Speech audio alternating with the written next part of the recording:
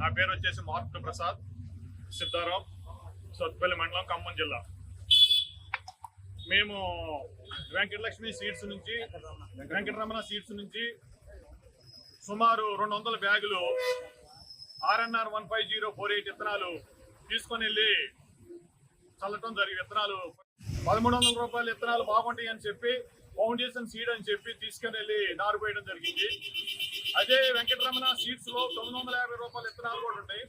950 రూపాయల విత్తనాలు పోసిన వాళ్ళు నెంబర్ 1 ఉంది వరి.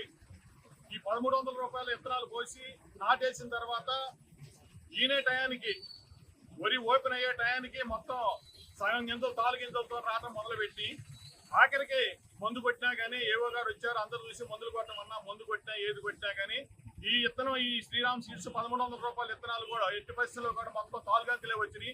ఆ తాలుగంకలు సుమారు ఇవి ఈ విధంగా ఉంటాయి. 950 రూపాయల విత్తనాలు బాగానే పండి అవి కనీసం 40 నుంచి 45 బస్తాలు అవడానికి అవకాశాలు ఉంటాయి.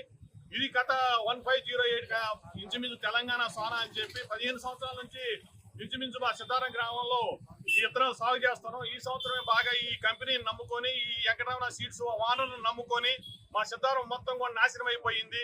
ప్రతి కనీసం 200 ఎకరం మా ఊర్లో వేశారు, గౌరగొండలో 50 ఎకరాలు వేశారు, రేజర్ లో కొంత వేశారు, భీమవరంలో కొంత వేశారు.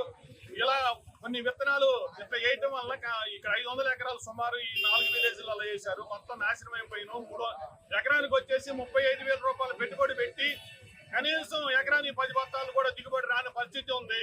మేము ఈ వీళ్ళకి 15 రోజుల క్రితమే మేము ఇంటిమేషన్ ఇచ్చాం, మీరు ఇచ్చేంత విత్తనాలు మంచి లేవని చెప్పి ఇచ్చినాం.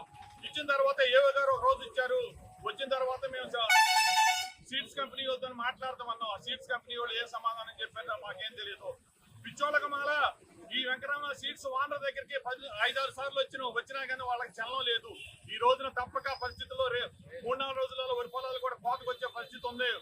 5 బత్తాలైనా 10 బత్తాలైనా కోసేకి గీతల కోసమైనా గట్టించుకోవాలనే ఆలోచనతోని రేపు ఆదివారం కాంచి మొదలు పెడుతున్నాం. కాబట్టి ఈ రోజు వాళ్ళు ఏం చర్య తీసుకోలేదు. కాబట్టి మా వంతుగా మేము ఇక్కడికి వచ్చి ఈ రోజున ఇక్కడ శ్రీరామ్ సీడ్స్ ఉంది ఏ గోళ లేకోకుండా మేము రైతుల వరకు ఒక 70-80 మంది సుమారు రైతులు వచ్చేసి ఇక్కడ ఈ కంపెనీ కాడికి, ఈ సీడ్స్ షాప్ కాడికి వచ్చి షాప్స్ ఓనర్ కూడా లేకుండా తాళాలు వేసుకొని 5 రోజుల నుంచి తాళాలు వేసుకొని పారిపోతున్నాడు ఇతను. ఎట్టి బస్సుల్లో కూడా మీ ద్వారాగా, మీ మీడియా ద్వారాగా గవర్నమెంట్ అందరూ కూడా కలిసి మాకు న్యాయం చేయాలని కోరుకుంటూ సెలవు తీసుకుంటాం.